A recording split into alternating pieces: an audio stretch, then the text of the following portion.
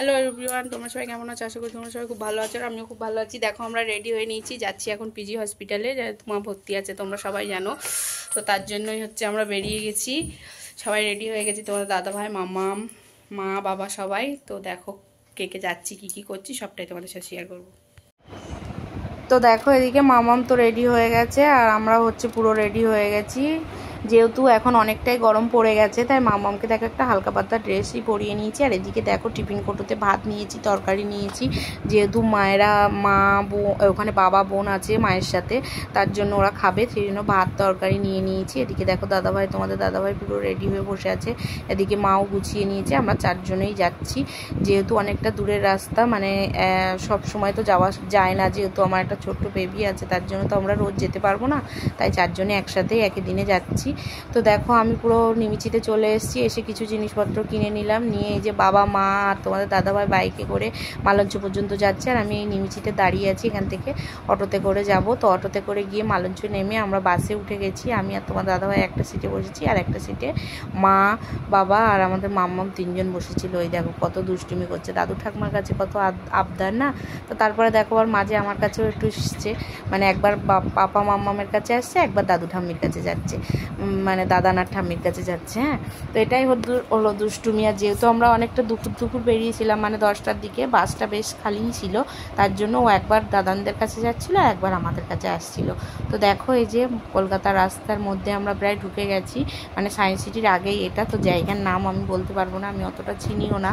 তো তারপরে দেখো সায়েন্স সিটি থেকে আমরা অন্য একটা বাস ধরে নিয়েছিলাম, পুরো পিজি পর্যন্ত যাবে, মানে পিজি হসপিটাল পর্যন্ত যাবে। তো দেখো এই যে আমরা একদম সামনে বসেছিলাম, মাম্মাম ঘুমিয়ে পড়েছে, যেহেতু অনেকটাই দুপুর হয়ে গেছিলো, 2:30-3টে বাজতে যায়। তো অবশেষে আমরা দেখো বাস থেকে নেমে পিজি হসপিটালে এসে গেছি। আর এই যে বাবার সঙ্গেও দেখা হয়ে গেছে, এটা আমার বাবা, তোমরা এর আগেও দেখেছো।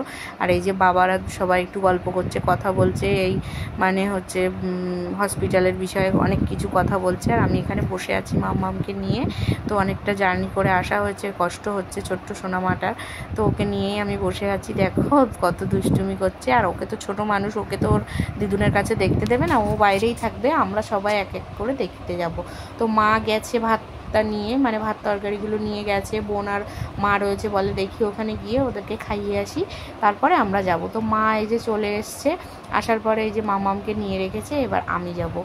আর আমার বাবাকে এদিকে মা হলো খেতে দেবে, কারণ প্রত্যেক দিন তো কিনেই খায়, তো আজকে রান্না করে এনেছি, তো এইগুলোই খাবে। এই যে আমার মা দেখো কতটা অসুস্থ, তো বেডে শুয়ে আছে, সেদিন রক্ত দেওয়া হচ্ছিল। তো ফাইনালি তোমাদেরকে বলেই দিই আমার মায়ের কি সমস্যা হয়েছে। আমার মায়ের শিরাগুলো ব্লক হয়ে গেছে, মানে 2-3টে শিরা ব্লক হয়ে গেছে। তো মাকে এখন রক্ত দেওয়া হচ্ছিলো, গায়ে রক্ত নেই বলে, তো রক্ত দিচ্ছিল। তারপরে আমরা নিচে চলে এসেছিলাম, যেহেতু আমরা আবার বাড়িতে ফিরবো, অনেকটাই মানে লেট হয়ে যাবে, তার জন্য আমরা চলে এসেছি। তো বাবা দেখো তখন ভাত খায়নি, এখন খাচ্ছে 5টার সময়।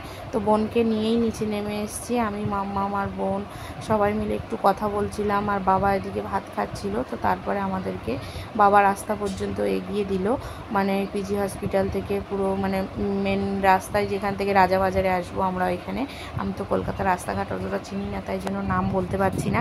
মানে এখান থেকে বাস ধরে আমরা রাজাবাজার যাব, এটা আমি জানি।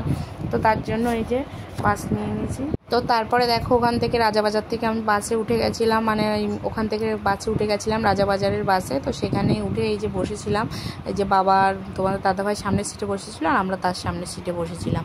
তো এইভাবে বসে আমরা রাজাবাজার পর্যন্ত আসবো। বাসটা মোটামুটি সন্ধ্যের টাইমে, খুব ভিড় ছিল না, খুব মানে মানে ফাঁকা ছিল এরকমও বলবো না, মোটামুটি। তো তারপরে দেখো রাজাবাজার থেকে আমরা হচ্ছে পুরো আমাদের মালঞ্চর বাস ধরেছিলাম। তো দেখো সারাদিন তো তেমনভাবে কিছু খাওয়া হয়নি, সকালবেলা খেয়ে বেরিয়েছিলাম। তো রাস্তায় একটু মশলা মুড়ি কিনেছিলাম, চিড়ে ভাজার প্যাকেট কিনেছিলাম, তো এইগুলোই খাচ্ছিলাম। তো দেখো এই যে হচ্ছে শিয়ালদা, তো শিয়ালদার স্টেশন মানে পিছনে আছে, আর এই যে হচ্ছে শিয়ালদা বাজার।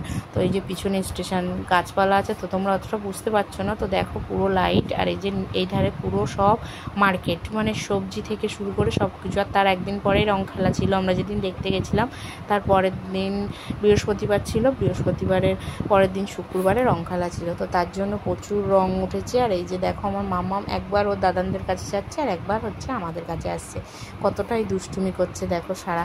তো তারপরে আমরা মালঞ্চতে দেখো নেমে গেছিলাম, নেমে এই যে গ্যারেজ থেকে হচ্ছে বাইকটা নিয়ে নিয়েছি, বাইকটা নিয়ে আমরা হচ্ছে মাম্মামকে মানে দাদান ওর ঠাম্মি আর হচ্ছে মাম্মাম টোটোতে করে চলে গেছে। যেহেতু অনেকটা রাত হয়েছে, বাইকে হাওয়া লাগবে, তার জন্য আমি আর তোমাদের দাদাভাই দুজনেই বাইকে করে আসছি। এই যে আমাদের মালঞ্চ ব্রিজটা পার করছি আমরা এখন দুজন মিলে। তো বেশ অনেকটা রাত হয়ে গেছিলো, 9:30 বেজে গেছিলো আমাদের মালঞ্চ পৌঁছাতে। এই যে এই টোটোটাতে বাবা মা আর তোমাদের মাম্মা মানে ছিল, আর আমি আর তোমাদের দাদাভাই এই যে এসছি। এই যে চোখ হাত পা মুখ মাথা পুরো সব ধুয়ে এসেছি, এবার ড্রেসটা চেঞ্জ করে নেব।